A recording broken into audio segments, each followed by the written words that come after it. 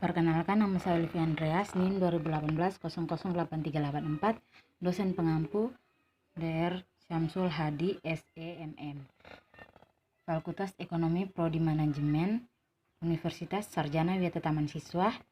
Judul saya Turnover dan Pencegahan. Yang pertama, pengertian perilaku kontraproduktif, perilaku yang secara gamblang bertentangan dengan sasaran organisasi. Kinerja yang tidak efektif. Yang pertama, tidak terpenuhnya standar kinerja. Yang kedua, tengah waktu yang tidak tepat. Yang ketiga, perorganisasian yang buruk. Yang keempat, banyaknya kemakiran. Yang kelima, banyaknya keterlambatan. Terdapat 3 isu kinerja yang tidak efektif. Yang pertama, kinerja yang bermasalah, tidak bekerja sesuai dengan SOP atau standar operasional perusahaan. Berdasarkan pada pekerjaan, bukan pada orang yang ada dalam pekerjaan itu. Yang B, bisa dicapai. C, dipahami. D, disepakati. E, spesifik dan dapat diukur. F, berorientasi pada waktu. G, tertulis. H, bisa berubah atau diubah. Alasan kedua, kinerja tidak efektif. Menurut Robert Mager, ada beberapa alasan mengapa pekerja tidak bekerja seperti yang diharapkan. Yang pertama, A, apakah kinerja yang dikehendaki itu bersifat menghukum? Yang B, apakah penghargaan yang tidak disengaja untuk kinerja yang berada di bawah harapan? Yang C, apakah ada penghargaan untuk melakukan tugas yang kompleks? D, apakah orang tersebut tidak jelas terhadap apa yang secara persis diharapkan? E, apakah orang tersebut tidak yakin terhadap bagaimana melakukan tugas-tugas yang diperlukan? F, apakah kurangnya kejelasan tentang alasan penugasan pekerjaan? G, apakah kendala serius menghadapinya? H, apakah orang mengetahui bahwa kinerja tidak memuaskan? I, apakah karyawan tidak cakap? Yang ketiga, kendala ketiga, memelihara kinerja yang efektif dan dorong kinerja yang unggul. George Hing merupakan salah satu cara untuk efektif mendorong dan meningkatkan kinerja yang efektif. Ketidakhadiran pegawai. 1. Menyebabkan ketidakhadiran pegawai ialah A, isi dan konteks pekerjaan. B, nilai pegawai. C, karakteristik pegawai. D, tekanan menghadapi pekerjaan. E, kemampuan menghadiri pekerjaan. Yang berikutnya, manajemen ketidakhadiran.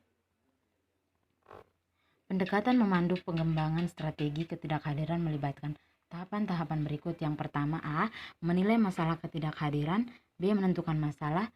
C, identifikasi dan memprioritaskan penyebab ketidakhadiran. D, mengevaluasi metode kontrol. E, mendesain ulang. F, mengimplementasikan kebijakan dan praktik kontrol ketidakhadiran. G, memantau aktivitas prosedur. H, menyediakan pelatihan dan dukungan bagi manajer ini. I, mempertimbangkan promosi, sedangkan J, mempertimbangkan berbagai isu dukungan.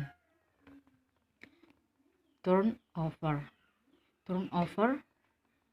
atau separasi pegawai terjadi ketika seorang karyawan berhenti menjadi anggota organisasi. Tipe-tipe separasi karyawan. Yang pertama, separasi sukarela, memiliki 2, yaitu berhenti bekerja atau mengundurkan diri. Yang kedua, pensiun. Separasi secara paksa. Yang pertama, kebutuhan ekonomi. Yang kedua, kurangnya kesesuaian antara karyawan dan organisasi. Beberapa alasan PHK. Yang pertama, karyawan tidak disiplin. Yang kedua, karyawan cakap atau kualitas atau tidak efektif. Yang C, penyederhanaan atau reorganisasi dalam perusahaan. Alternatif PHK. Yang pertama, kebijakan pekerjaan. Yang kedua, kebijakan gaji dan tunjangan. Yang ketiga, perubahan dalam rancangan pekerjaan. Yang keempat, pelatihan. Yang kelima, resiko PHK. Risiko PHK bagi perusahaan. Yang pertama, melepaskan karyawan yang sudah berpengalaman dan setia. Yang kedua, terhentinya produksi. Yang ketiga, harus mencari penggantinya dengan karyawan baru. Yang keempat, untuk mengganti perlu biaya yang besar. Yang kelima, hasil pekerjaan karyawan pengganti belum tentu sebaik karyawan yang terkena PHK. Yang ketujuh, harus memberi uang pesangon atau pembayaran pensiun. Yang kedelapan, perusahaan dapat digugat ke Pengadilan Tata Usaha Negara jika PHK tidak tepat. Risiko PHK bagi karyawan: yang pertama, hilangnya atau berkurangnya penghasilan. Yang kedua, timbulnya situasi yang tidak enak karena harus menganggur. Yang ketiga, berkurangnya rasa harga diri apabila selama ini mengaku suatu jabatan. Yang keempat, terputusnya hubungan dengan teman-teman bekerja. Yang kelima, harus bersusah payah lagi mencari pekerjaan baru. Penarikan diri secara psikologis mungkin mengambil beberapa bentuk. Yang pertama, jika ketidakpuasan berkaitan dengan pekerjaan itu sendiri, karyawan akan menunjukkan tingkat keterlibatan pekerjaan yang sangat rendah. Yang kedua, ketika terdapat ketidakpuasan dengan perusahaan secara keseluruhan, adalah rendahnya tingkat komitmen terhadap organisasi.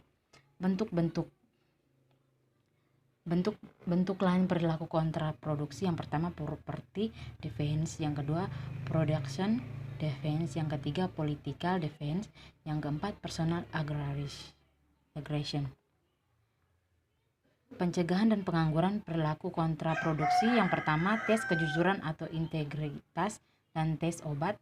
Yang kedua, kepuasan kerja. Yang ketiga, keadilan organisasi. Yang keempat, dukungan organisasi. Yang kelima, pengembangan diri. Dan yang keenam, engagement pegawai. Sekian presentasi dari saya, kurang dan lebihnya saya mohon maaf. Salam dan bahagia.